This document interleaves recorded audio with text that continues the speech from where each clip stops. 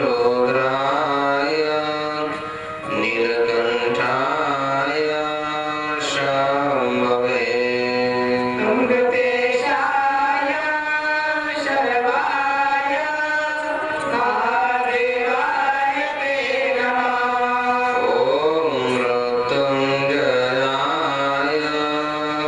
रुद्राय नीलकंठाय शंभवे वेंकटेशाय शरवाय महादेवाय ते नमः। ओम नमः पार्वतीपते महादेव गोपाल कृष्ण भगवान की जय। श्री गुरुदेव सद्गुरु स्वामी महाराज की जय। महामंडलेश्वर स्वामी परमानंद जी महाराज की जय। तपेश्वर भगवान की जय। प्रातःकाळी उठावे प्रातःकाळी उठावे प्रातःकाळी उठावे प्रातःकाळी उठावे काही पाठांतर करावे काही पाठांतर करावे यथानुशक्ती आठवावे यथानुशक्ती आठवावे सर्वोत्तमासी सर्वोत्तमासी प्रातःकाळी उठावे काही पाठांतर करावे यथानुशक्ती आठवावे सर्वोत्तमासी ज्यांना भक्तीच्या मार्गाला लागायचं असेल भक्त बनून भक्ती करून जन्म मृत्यूच्या चक्रापासून मुक्त व्हायचं असेल तर त्यांनी काय केलं पाहिजे जसं काल या पावन पवित्र भूमीमध्ये अनुष्ठान सुरू झालं आणि अनुष्ठानाला बसण्याच्या पूर्वी आपल्याला काही नियम सांगितले की या सर्व नियमांचं आपण तंतोतंत पालन केलं पाहिजे जसं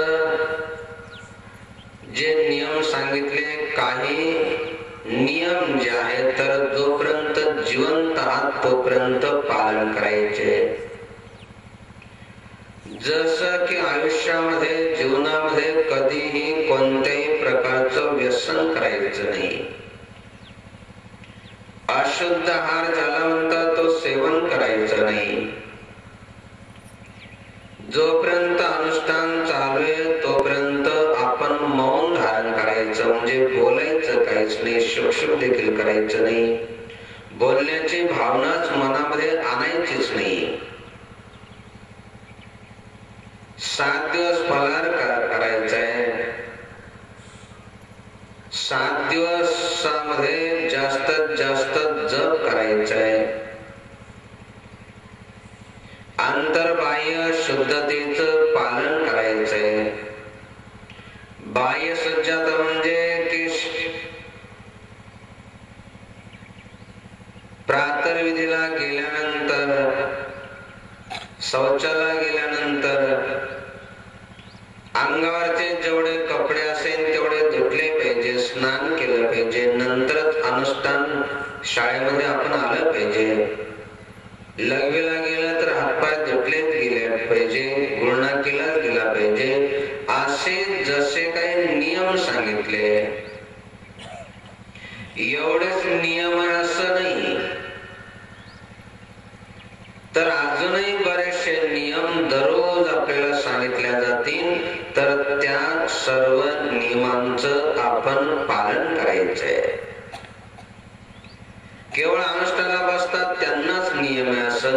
सत्संगाला येतात त्यांना देखील बसण्याचे नियम आहे की जोपर्यंत सत्संग चालू आहे, प्रवचन चालू आहे, तोपर्यंत एकाग्रतेनं बसायचंय, मौन धारण करायचंय, काही बोलायचंच नाही. तस तर हे सर्व विश्वामध्ये नियम आहे. नियमानं सूर्य, चंद्र, तारे, ग्रह, नक्षत्र सर्व नियमानं चालतात. जसं रस्त्यानं चालायचं असेल तर त्याच्यासाठी देखील नियम आहे की आपण नेहमी डाव्या बाजूनं चाललं पाहिजे रस्त्यानं, रोडनं, आणि मध्येच आपलं वाहन जर उजव्या बाजूला आपण जर नेलं तर अपघात होतो, आपणही मरतो, दुसऱ्यालाही मारतो. म्हणून आपल्या आणि दुसऱ्याच्या कल्याणासाठी, हितासाठी, सुखासाठी आपण नियमांचं पालन केलं पाहिजे.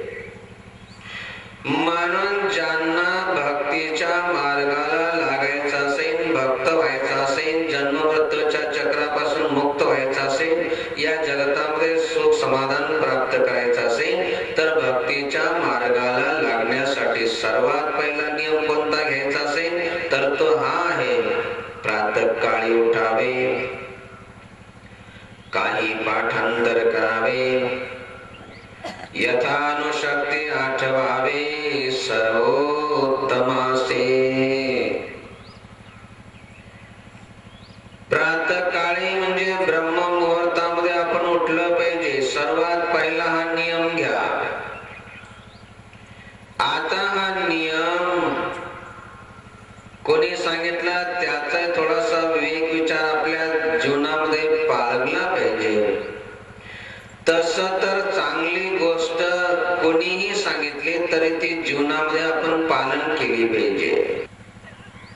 चांगला विचार, चांगला आचार लहानांनी जरी आपल्याला सांगितला तरीही त्याचं आपण पालन केलं पाहिजे. परंतु महापुरुषांनी, सत्पुरुषांनी जर आपल्याला एखादा विचार आपल्याला सांगितला असेल तो तर अगदी आपण तंतोतंत बाळगला पाहिजे. आपला प्राण गेला तरी काही हरकत नाही, परंतु महापुरुषांनी सांगितलेली गोष्ट म्हणजे हितोपदेश आपण जीवनामध्ये पालन केला पाहिजे. म्हणून ब्रह्म मुहूर्तामध्ये प्रातःकाळी उठावे असा नियम कोणी सांगितला याचा थोडासा विवेक विचार आपण ठेवला पाहिजे. जसं हा जो नियम सांगितला समर्थ रामदास स्वामींनी सांगितला. केव्हा सांगितला? समर्थ रामदास स्वामी कोण? जसं आपल्याला माहित असेल की जांब गावामध्ये छोटासा मुलगा होता. तो नेहमी भगवंताचं चिंतन स्मरण करायचा, भगवंताची भक्ती करायचा, भगवंताचं ध्यान करायचा. एक दिवस तो संध्याकाळी गावाच्या बाहेर एकांतामध्ये एक पडकं मंदिर होतं, त्या ठिकाणी गेला आणि ध्यानाला बसला तर रात्र कशी निघून गेली काहीच कळलं नाही. काही काही साधक, काही काही मुलं असे ध्यानाला बसतात की 7 दिवस अनुष्ठानाचे कसे निघून गेले काही कळत नाही, एवढे तल्लीन होतात. त्याप्रमाणे तो छोटासा मुलगा रात्री त्या पडक्या मंदिरामध्ये ध्यानाला बसला. रात्र कशी निघून गेली काही कळालं नाही. इकडं आई वडिलांनी शोध केला. सकाळी आई शोध करत त्या मंदिरामध्ये गेली तर त्या ठिकाणी तिनं बघितलं की मुलगा बसलेला आहे. तिला असं वाटलं की याला इथं कपडे नाही, त्याच्यामुळं हा झोपलेला आहे. कारण कधी कधी जसं म्हणतात एक बसून करतो जप आणि एक बसून घेतो झोप, दोन्ही कधी कधी सारखेच वाटतात. त्याप्रमाणे आईला असं वाटलं की हा इथं झोपलेला आहे, म्हणून त्याला हलवलं, जाग केलं. जाग केलं म्हणजे तो झोपलेला होता असं नाही, परंतु ध्यानामध्ये, गाढ ध्यानामध्ये तो तल्लीन होता. त्याला हलवल्यानंतर त्याचं ध्यान भंग झालं आणि आईनं त्याला विचारलं, इथं काय करतो? त्या छोट्याशा मुलाच्या मुखातून निघालं, आई चिंता करतो विश्वाची, विश्वाची चिंता करतो. परंतु आईला तर विश्व काय, विश्वाची चिंता काय ही काहीच कळाली नाही. काहींना विश्व, विश्वाची चिंता काहीच कळत नाही. काही अशा असतात की एकदम अधम नीच बुद्धीचे, त्यांना केवळ आपल्या पोटाची चिंता असते. सर्वच गावामध्ये असतात असं नाही, काही गावामध्ये सर्वच असतात असं नाही. काही असतात की त्यांना केवळ आपल्या पोटाची चिंता असते. कुठंतरी जाऊन चोरी करून, खोटं बोलून, काही का होईना, अशा प्रकारे थोडं बहुत पैसा जमवतात आणि पिऊन ते मद्य पितात, दारू पितात आणि अशा प्रकारे कुठेतरी डुकरासारखे लुळत राहतात. त्यांना आपल्या घराची, दाराची, आईची, वडिलाची, पत्नीची, मुलाबाळांची काही चिंता नसते. त्यांना केवळ आपल्या पोटाची चिंता असते. त्यांना म्हणतात एकदम अधम बुद्धीचे, नीच बुद्धीचे. परंतु त्याच्यापेक्षा काही चांगल्या बुद्धीचे असतात की त्यांना केवळ आपल्या पोटाची चिंता असते असं नाही, आपल्या कुटुंबाची चिंता असते. आपल्या आईवडिलांची सेवा झाली पाहिजे, पत्नीचा सांभाळ झाला पाहिजे, मुलाबाळांना चांगले शिक्षण आणि संस्कार दिले गेले पाहिजे. अशा प्रकारे आपल्या कुटुंबाची चिंता असते. त्याच्यापेक्षा काही चांगले असतात की त्यांना आपल्या समाजाची चिंता असते की आपला समाज चांगला झाला पाहिजे, आपला समाज निर्व्यसनी असला पाहिजे, आपल्या समाजामध्ये कोणी व्यसन करणारे नसले पाहिजे, चोरी करणारे नसले पाहिजे, वाईट कर्म करणारे नसले पाहिजे, वाईट खाणारे नसले पाहिजे, की जेणेकरून लोक आपल्या समाजाला नाव ठेवतील. असं आपल्या समाजामध्ये करणारं नसलं पाहिजे. आपल्या समाजाची चिंता असते. काहींना आपल्या गावाची चिंता असते, काहींना आपल्या भागाची चिंता असते, काहींना आपल्या तालुक्याची, जिल्ह्याची, देशाची चिंता असते. परंतु काहींना जगताची चिंता असते. परंतु काही असे महापुरुष असतात की त्यांना सर्व विश्वाची चिंता असते. कारण त्यांनी या सर्व विश्वालाच माझं मानलेलं असतं. हे विश्वाचे माझे घर, ऐसी मती जयाचे स्थिर, किंबहुना चराचरी आपणाचे धारण. हे सर्व विश्व माझं आहे. या सर्व विश्वामधले लोक सुखी असले पाहिजे, समाधानी असले पाहिजे, कुठंही भांडण नसले पाहिजे, द्वेष नसला पाहिजे, मत्सर नसला पाहिजे, सर्व सुखा समाधानानं नांदायला पाहिजे, राहायला पाहिजे, जीवन जगायला पाहिजे. अशा प्रकारे सर्व विश्वाची चिंता असते. आणि जे भगवंताकडे प्रार्थना करतात की ते देखील याच्यासाठी, विश्व स्वधर्म सूर्य पाहो, जो जे वांछिल तो ते लाहो, प्राणी जात. म्हणून असे काही महापुरुष, असे काही संत असतात की त्यांना सर्व विश्वाची चिंता असते. त्याप्रमाणे त्या मुलानं म्हटलं की आई चिंता करतो विश्वाची, परंतु आईला विश्व तर कळालं नाही, विश्वाची चिंता कळाली नाही. तिला एकच चिंता होती की हा मोठा केव्हा होईल, याचं लग्न केव्हा होईल, आणि लग्न झाल्यानंतर सून केव्हा घरामध्ये येईल, आणि मग मी आरामानं कसं राहील, सून सर्व काम करायला लागेल, मला आराम केव्हा मिळेल. अशा प्रकारे केवळ आपल्या संसार प्रपंचाची चिंता होती. परंतु विश्वाची चिंता, विश्वाचं सुख समाधान काय हे त्या तर माऊलीला माहित नव्हतं.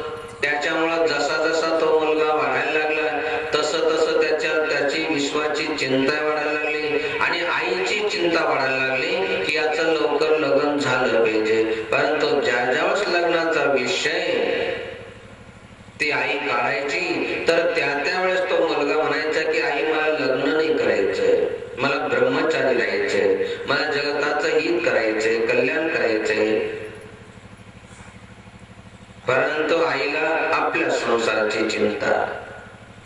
एक दिवस हा माझं म्हटलेलं ऐकत नाही म्हणून आई रडायला लागली.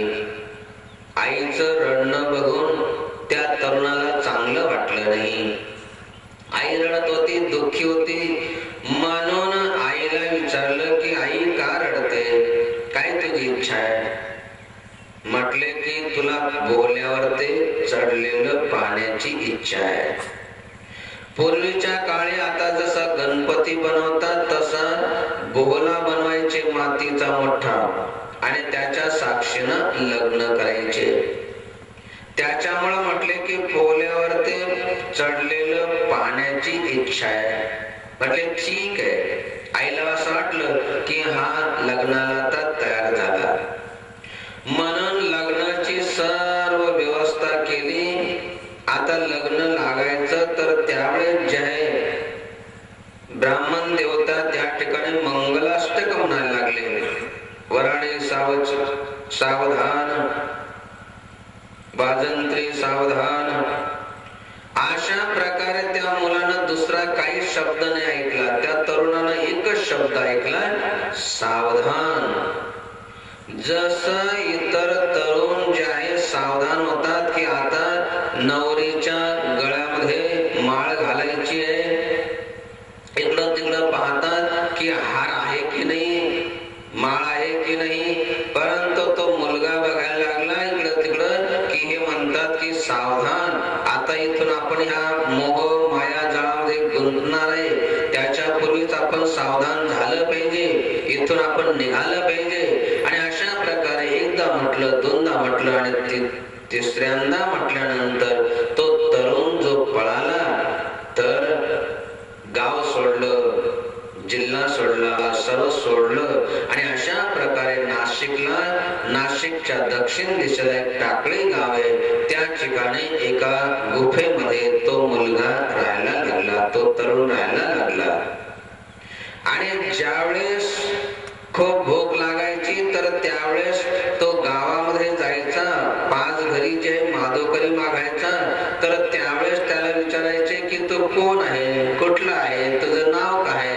तो म्हणायचा की मला हे काही विचारू नका आणि हे मला काही माहित नाही. मला एकच माहित आहे की मी रामाचा दास आहे, एवढंच माहित आहे.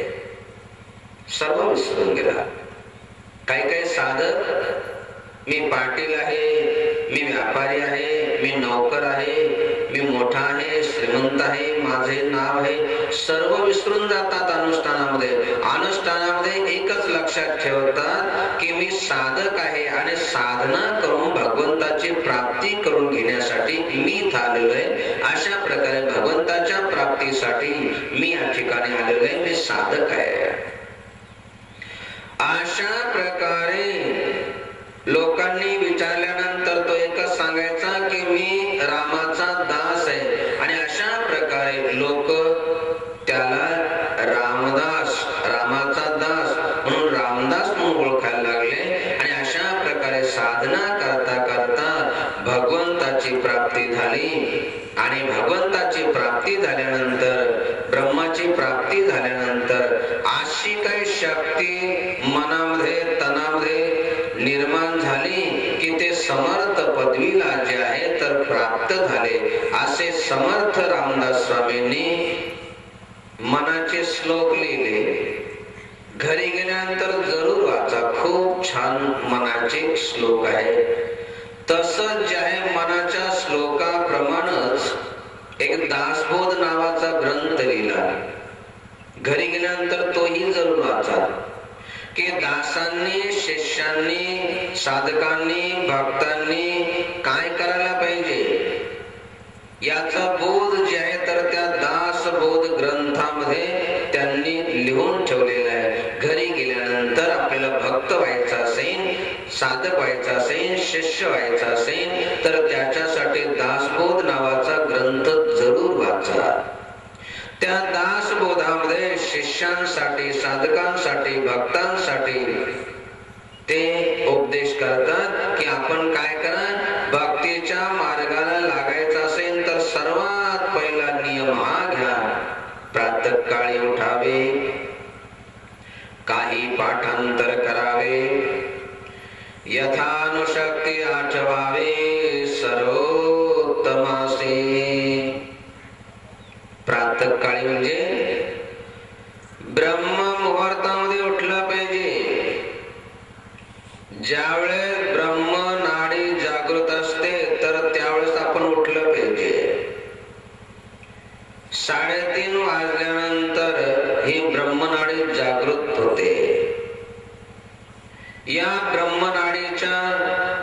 जागृत प्रहरावरती आपण उठल्यानंतर ब्रह्माचं चिंतन केल्यानंतर सहज ब्रह्माची प्राप्ती होते. आपल्या शरीरामध्ये कितीतरी नाड्या आहे, परंतु त्याच्यामध्ये 3 मुख्य आहे. त्याला कोणी इडा, पिंगला आणि सुषुम्ना म्हणतं. कोणी चंद्रस्वर, सूर्यस्वर आणि ब्रह्मस्वर म्हणतं. कोणी डावी नाकपुडी, उजवी नाकपुडी आणि मध्य नाकपुडी असं म्हणतं. अशा प्रकारे कोणत्या स्वरावरती म्हणजे कोणता स्वर चालू असताना, कोणती नाकपुडी चालू असताना कोणतं कर्म केलं म्हणजे चांगलं होतं याचं एक विधान आहे. जसं डावी नाकपुडी जर चालू असेल तर त्यावेळेस द्रवरूप पदार्थ घेतले तर अगदी सहज पचतात. परंतु जेवण आधी घ्यायचं असेल तर त्यावेळेस उजवी नाकपुडी, जिला सूर्यस्वर म्हणतात, तर तो चालू असला पाहिजे आणि तो चालू असताना जेवण केलं की अगदी सहज पचतं. बऱ्याचशा गावामध्ये काही वृद्ध व्यक्ती, म्हातारी असतात. त्यांना सर्वच सर्व ज्ञान असतं असं नाही. तरी परंतु एखाद्याचं पोट जर दुखत असेल अपचनामुळं, जास्त जेवल्यामुळं, तर त्यांना जर म्हटलं की पोट दुखतंय, ते म्हणतात डाव्या कुशीवर झोप. आणि डाव्या कुशीवर झोपलं की त्याचं पोट दुखणं बंद होऊन जातं. काही औषध देत नाही, काही देत नाही. असं का होतं तर डाव्या कुशीवरती झोपल्यानंतर उजवी नाकपुडी चालू होते, जिला सूर्यस्वर म्हणतात, जो उष्ण असतो, जठराग्नी प्रदीप्त होतो. आणि त्याच्यामुळं जे आहे तर अगदी जेवण केलेलं सहज पचतं आणि त्याचं पोट दुखणं बंद होऊन जातं. म्हणून द्रवरूप पदार्थ डावी नाकपुडी चालू असताना घेतली पाहिजे, सहज पचतात. जेवण जे आहे उजवी नाकपुडी, ज्याला सूर्यस्वर म्हणतात, तो असताना आपण जेवण केलं पाहिजे. आणि ज्यावेळेस दोन्ही नाकपुड्या चालू असतात त्यावेळेस ब्रह्मस्वर चालू असतो, तर त्यावेळेस जे ब्रह्माचं चिंतन केलं तर अगदी सहज ब्रह्माची प्राप्ती होते. म्हणून विशेष करून ब्रह्म मुहूर्तामध्ये किंवा जे प्राणायाम आदीची साधना करतात त्यांची जास्त वेळ ही नाडी चालू राहते. म्हणून लागल्यास आपली कोणती चालू आहे बघून घ्या. चालू आहे, दोन्ही चालू आहे. याचा अर्थ काय की ब्रह्मनाडी जागृत आहे आणि ब्रह्मनाडीच्या जागृत प्रहरावरती जो ब्रह्माचं चिंतन करतो अगदी सहज त्याला ब्रह्माची प्राप्ती होते. म्हणून अशा ब्रह्म मुहूर्तामध्ये उठलं पाहिजे. ब्रह्म मुहूर्त आता सांगितला की कोणता असतो की सकाळी सकाळी ब्रह्म मुहूर्त असतो, जसं त्यावेळेस उठलं पाहिजे. पहले प्रहर में सब कोई जागे, दूसरे प्रहर में भोगी, तीसरे प्रहर में तस्कर जागे, चौथे प्रहर में योगी. पहले प्रहर में सब कोई जागे, संध्याकाळी 6 ते 9 वाजेपर्यंत सर्व जागे असतात. 9 ते 12 पर्यंत भोगी जागे असतात. 12 ते 3 वाजेपर्यंत तस्कर म्हणजे चोर लोक जागे असतात. आणि रोगी भोगी सर्व ज्यावेळेस झोपून जातात तर त्यावेळेस योगी उठतात आणि काय करतात की भगवंताचं चिंतन स्मरण करतात. म्हणून आपल्याला भगवंताची प्राप्ती, ब्रह्माची प्राप्ती करून घ्यायची असेल तर त्याच्यासाठी ब्रह्म मुहूर्तामध्ये आपण उठलं पाहिजे. प्रातःकाळी उठावे म्हणजे ब्रह्म मुहूर्तामध्ये उठलं पाहिजे. आणि ब्रह्म मुहूर्तामध्ये उठून काय करा, स्नान संध्या जप नित्य अनुष्ठान,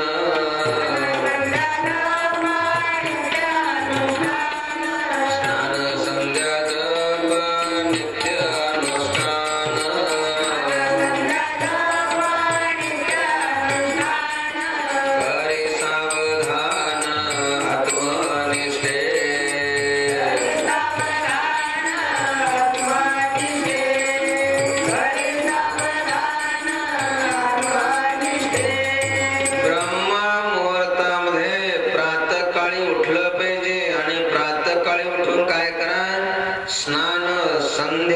जप नित्य अनुष्ठान करी सावधान आत्मनिष्ठे.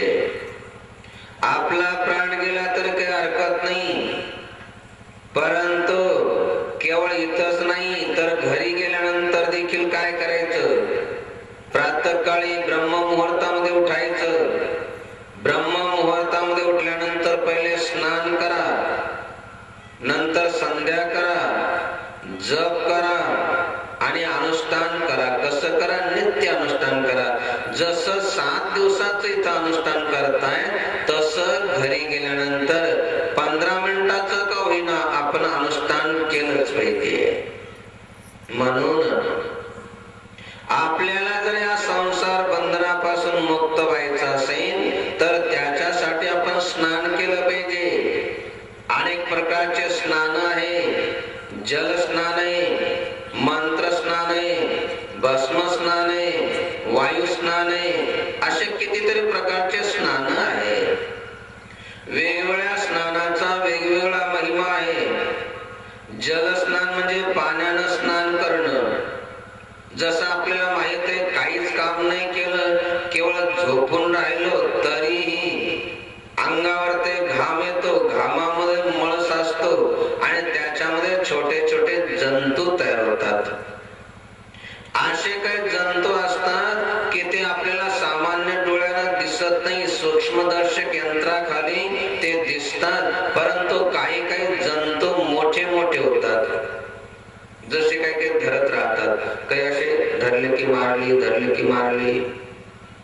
वा काही काही बाय म्हणतात, बाई त्याच्याजवळ झोपले, माझ्या डोक्यामध्ये उवा आल्या. अशा प्रकारे उवा कशा होतात? दुसऱ्याजवळ झोपल्यानंतर होतात असं नाही, किंवा कोणाजवळ झोपल्यानंतर होतात की जे स्नान करत नाही, जे कपडे धुत नाही, त्यांच्या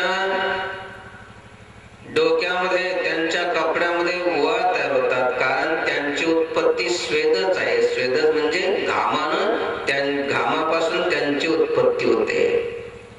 म्हणून केवळ उवाच होतात असं नाही, त्या मोठ्या झाल्यानंतर दिसतात, परंतु असे कितीतरी जंतू आहे की ते आपल्या शरीरावर ते तयार होतात आणि आपल्याला नेहमी आजारी पडतात. म्हणून आपलं शरीर नेहमी निरोगी राहण्यासाठी आपण जलानं म्हणजे पाण्यानं स्नान केलं पाहिजे. कसं केलं पाहिजे? नित्य केलं पाहिजे. आता पाण्यानं जे आहे तर शरीराची शुद्धी होते, परंतु मनाची शुद्धी होत नाही. मनाची शुद्धी होण्यासाठी मंत्र स्नान केलं पाहिजे. जसं सकाळी 5:30 वाजता या ठिकाणी मंत्राचं उच्चारण चालू होतं. अनुष्ठान कालामध्ये जे अनुष्ठानाला बसलेले त्यांना मौन आहे.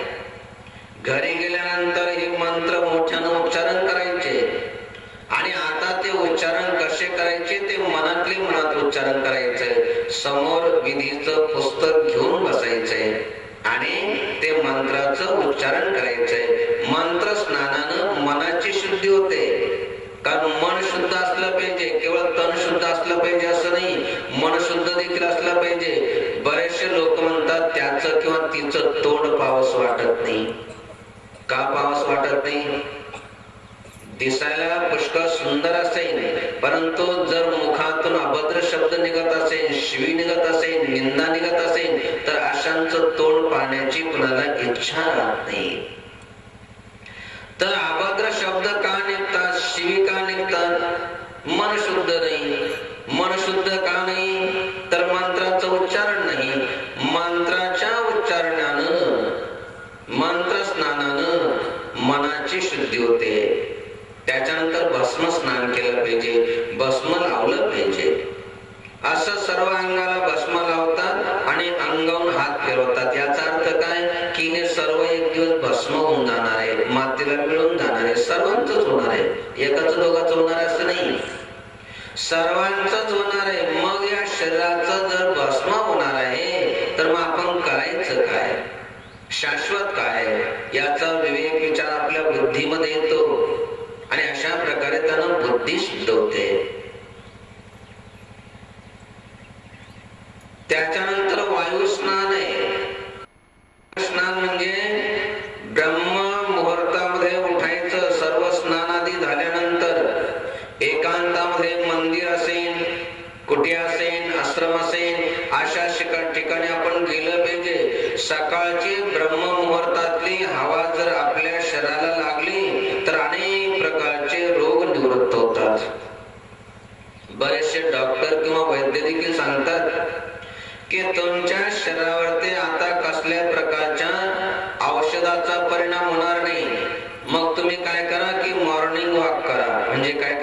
सकाळी सकाळी चाला.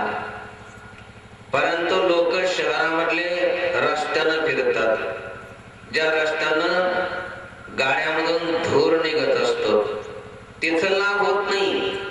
त्याच्यासाठी जसं या ठिकाणी पावन पवित्र हे मंदिर आहे, अशा मंदिरामध्ये ब्रह्म मुहूर्तामध्ये आपण गेलं पाहिजे. अनेक प्रकारचे रोग निवृत्त होतात. म्हणून मंत्र स्नान आहे, जल स्नान आहे, भस्म स्नान आहे, वायू स्नान आहे, हे सर्व स्नान केले पाहिजे. अजून बरेचसे स्नान आहे, ब्रह्म स्नान आहे, देवता स्नान आहे किंवा आसुरी स्नान आहे. ब्रह्म स्नान किंवा ऋषी स्नान ज्याला म्हणतात, की ते केव्हा केलं पाहिजे? जसं आता सांगितलं की ब्रह्मनाडी जागृत असताना ब्रह्म मुहूर्तामध्ये आपण स्नान केलं पाहिजे. तो ब्रह्म लोकाला जातो.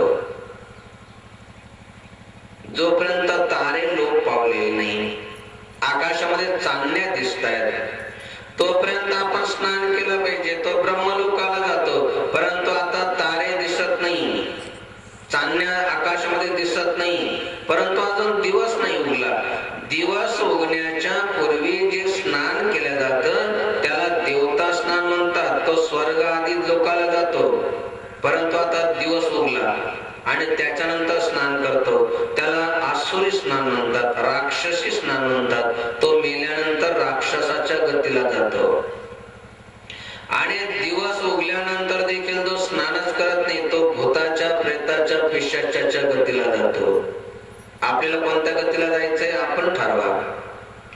जर ब्रह्मपदाला जायचं असेल तर त्याच्यासाठी तारे लोक पावण्याच्या पूर्वी स्नान करा, ब्रह्म मुहूर्तामध्ये स्नान करा.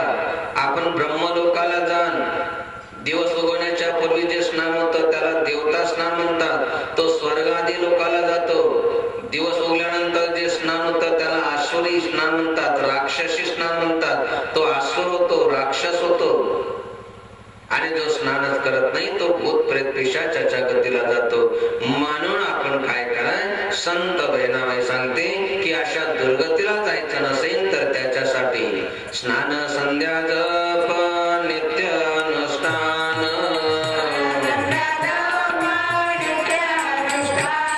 स्नान, संध्या, जप, नित्य अनुष्ठान,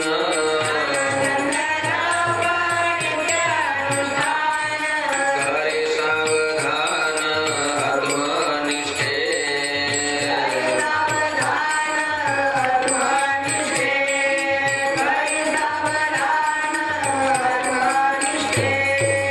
म्हणून आपला प्राण गेला तरी काही हरकत नाही. परंतु आपण काय केलं पाहिजे? स्नान आहे, संध्या आहे, जप आहे आणि अनुष्ठान आहे, हे नित्य केलं पाहिजे.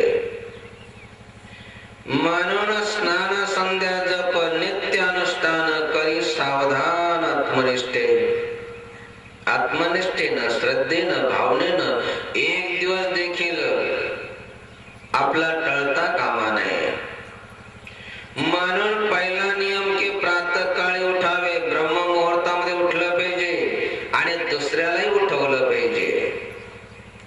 जसं म्हणतात, उठ जाग मुसाफिर भोर भई, अब रैन कहा जो सोवत है, जो सोवत है सो खोवत है, जो जागत है सो पावत है.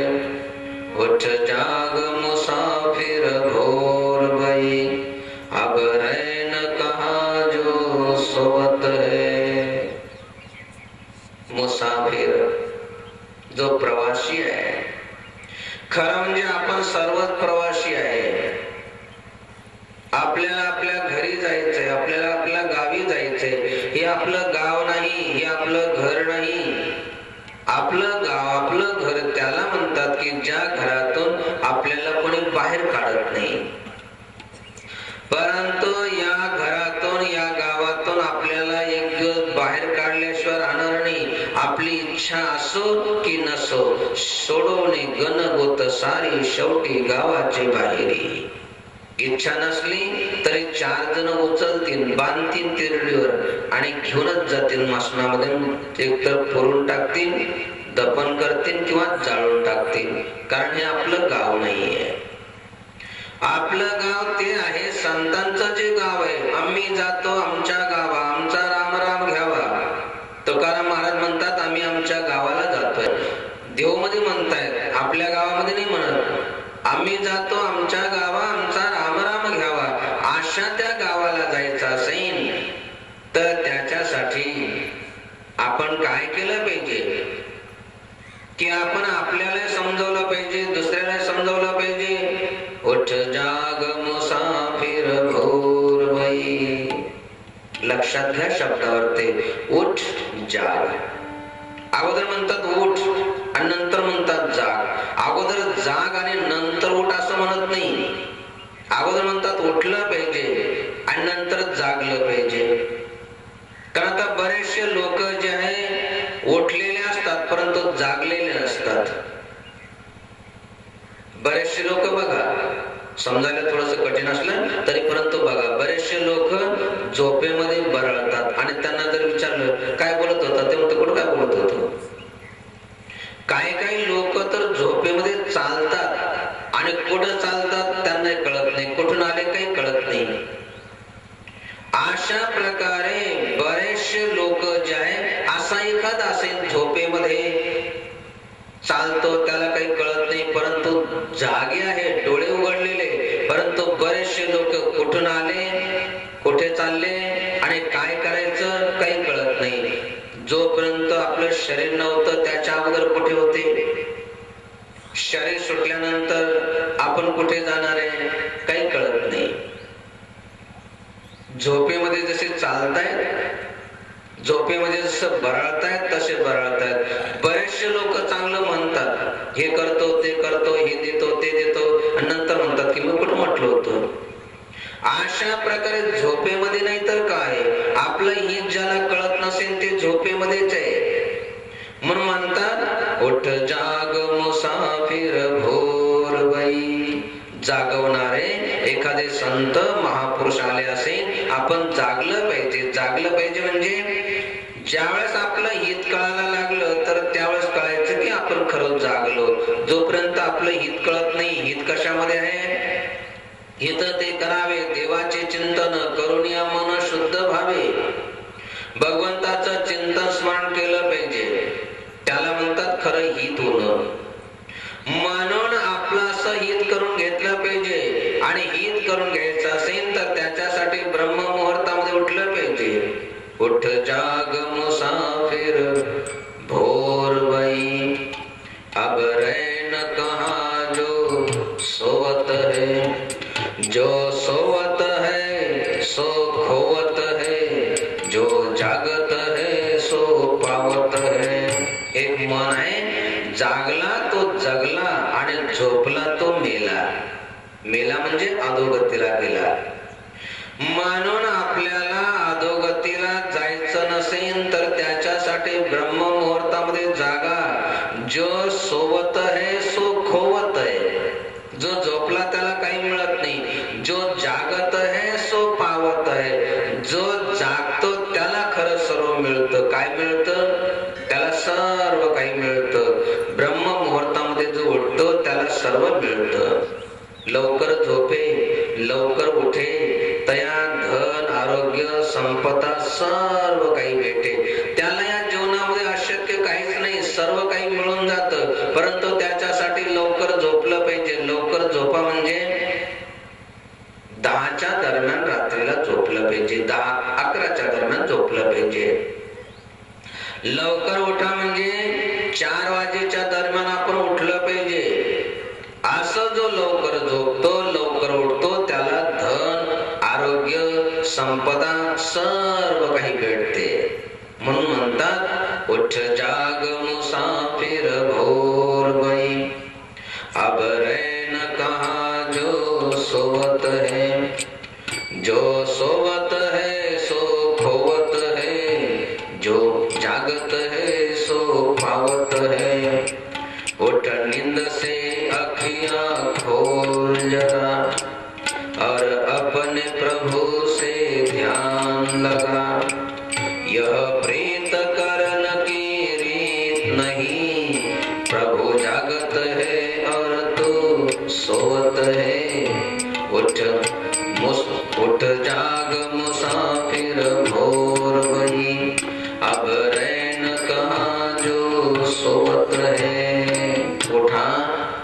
जागे व्हा, भगवंताचं ध्यान करा, भगवंताचं चिंतन करा आणि सर्व चिंता काळजीपासून आपण जे आहे तर मुक्त व्हा.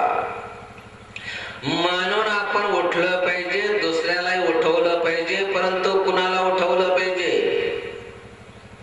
कुणालाही उठवू नका. ज्यांना उठवायचं त्यांनाच उठवा. कुणाला उठवा? जसं म्हणतात, उठा उठा साधू संत, साधा फुलाले हित, जाईल हा नरदेह मग कैसा भगवंत. संतांना उठवा, भक्तांना उठवा, भाविकांना उठवा. उठा उठा साधू संत, साधा आपुलाले हित, आपले हित करा. हित ते करावे देवाचे चिंतन, करून या मन शुद्ध व्हावे. याच्यामध्येच हित आहे. बाकी दुसऱ्यामध्ये खाण्यापिण्यासाठी हे तर सर्वच करतात. पशु पक्षी जे आहे सर्वच खातात पितात. आपल्यासारखे एखादं घरटं देखील बनवतात. आपल्यासारखे प्राणी देखील उत्पन्न करतात. त्यांचं भरण पोषण देखील करतात आणि एक दिवस मरून जातात. तेवढंच जर आपण केलं तर त्यांच्यामध्ये आणि आपल्यामध्ये काय अंतर राहणार आहे? आणि मग त्यांना जी गती प्राप्त होते पशु पक्षाची तशीच आपल्याला होईल. म्हणून असं होऊ नये असं वाटत असेल तर त्याच्यासाठी आपण काय करा? साधू संतांना उठवा, आपणही उठा. दुसऱ्याला उठवायचं असेल तर अगोदर आपण उठावं लागेल.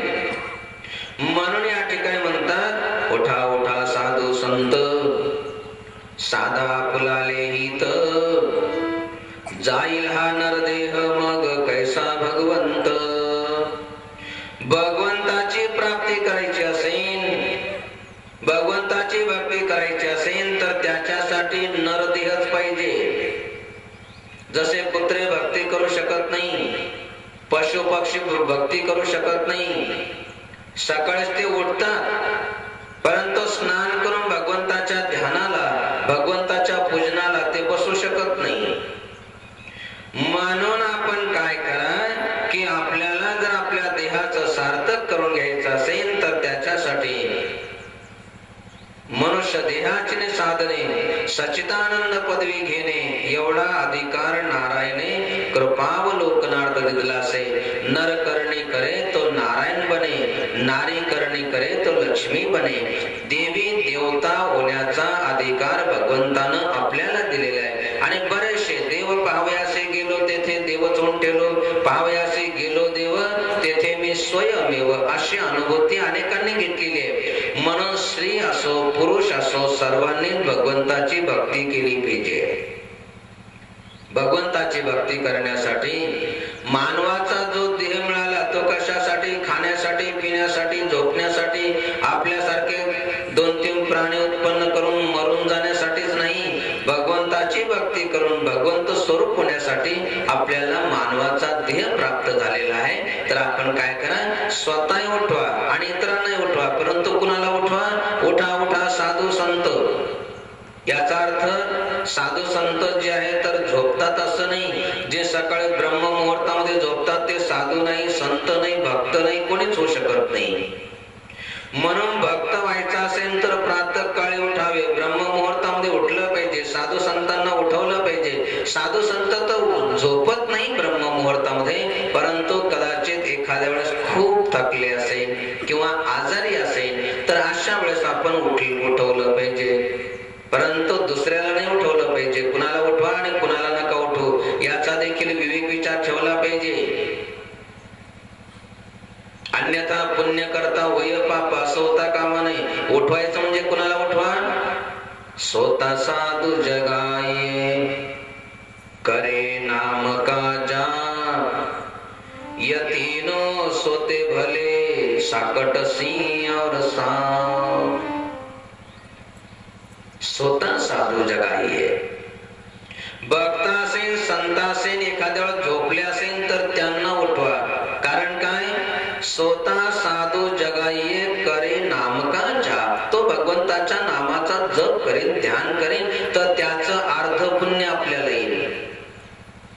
कारण त्याला उठवलं, त्यानं भगवंताची भक्ती केली, जप केलं, तप केलं, अनुष्ठान केलं, त्याचं पुण्य आपल्याला मिळेल. परंतु यतीनो सोते भले साकट सिंह और सांप। परंतु हे तीन झोपलेले चांगले. कोणते? पहिला नंबर साकट, दुर्जन, व्यसनी झोपलेला चांगला. कारण याला जर उठवलं तर सकाळी सकाळी उठलं की कटकट सुरू करेल, म्हणजे भांडणं सुरू करेल, वादविवाद सुरू करेल.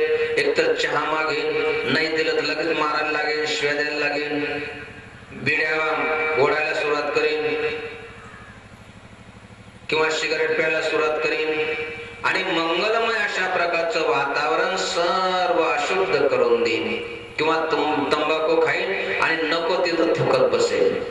सर्व अंगण जे आहे सर्व खराब करून टाकेल. अशा दुर्जनांना आपण सकाळी उठू नका. जे सकाळी उठले की भगवंताचं चिंतन नाही, स्मरण नाही, चहा मागतात, बिड्या मागतात, तंबाखू मागतात, गांजा मागतात, नाही दिलं तर अशा प्रकारे शिव्या द्यायला लागतात, मारायला लागतात, भांडणं करायला लागतात. अशांना ब्रह्म मुहूर्तामध्ये उठवायचं नाही. ते झोपलेले चांगले. लागल्यास आपल्या अंगावरचे कपडे त्यांच्या अंगावरती टाकून द्या, झोप म्हणा, आणि कायमचे झोपले तर मग ते बरंच झालं. अशा प्रकारे हे झोपलेले चांगले.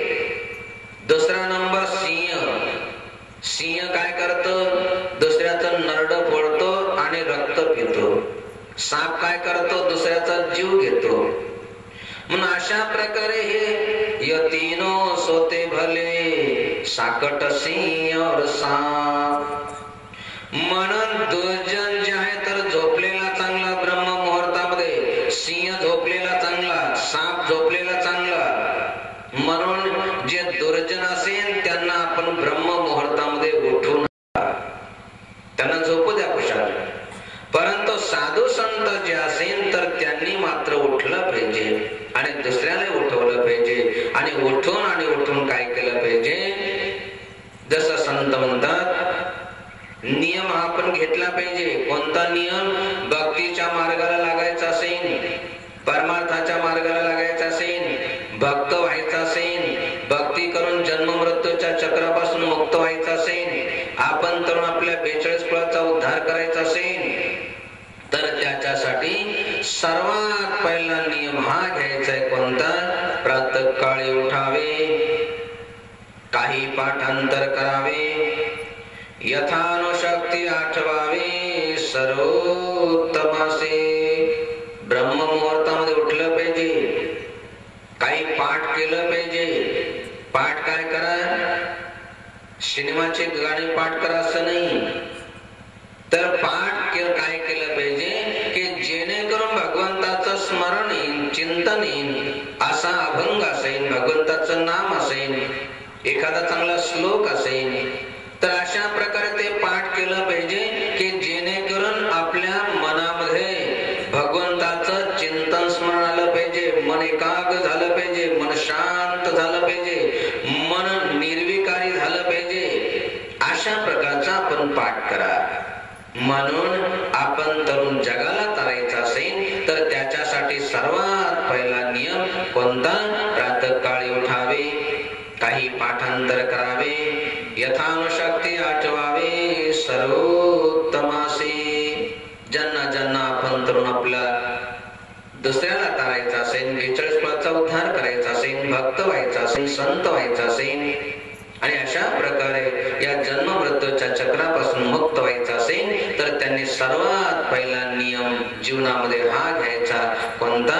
की प्रातःकाळी उठावे. म्हणजे ज्यावेळेस ब्रह्मनाडी जागृत असते तर त्या ब्रह्मनाडीच्या मुहूर्तावरती राम प्रहरामध्ये आपण उठलं पाहिजे. उठून काय केलं पाहिजे? काहीतरी पाठ केलं पाहिजे की जेणेकरून भगवंताची स्मृती, भगवंताचं चिंतन आपल्या अंतःकरणामध्ये. म्हणून साधू संत सांगतात, संत बहिणाबाई सांगते की आपण तरुण जगाला तारायचं असेल तर त्याच्यासाठी काय करा की आपण ब्रह्म मुहूर्तामध्ये उठा. म्हणून संत, साधू संत, भक्त जे असतात ते ब्रह्म मुहूर्तामध्ये उठतात आणि ब्रह्म मुहूर्तामध्ये उठून काय करतात? स्नान करतात, संध्या करतात, जप करतात, नित्यानुष्ठान करतात आणि अशा प्रकारे आपण तरुण जगाला तारतात. म्हणून आपण तरुण जगाला तारायचं असेल तर संताप्रमाणे, भक्ताप्रमाणे आपण ब्रह्म मुहूर्तामध्ये उठलं पाहिजे. आणि काय केलं पाहिजे? जसं की आता सांगितलं की स्नान केलं, साधू संत उठतात आणि काय करतात? स्नान करतात, संध्या करतात, जप करतात, भगवंताची पूजापाठ करतात भगवंताचं ध्यान करतात, भगवंताची आरती करतात.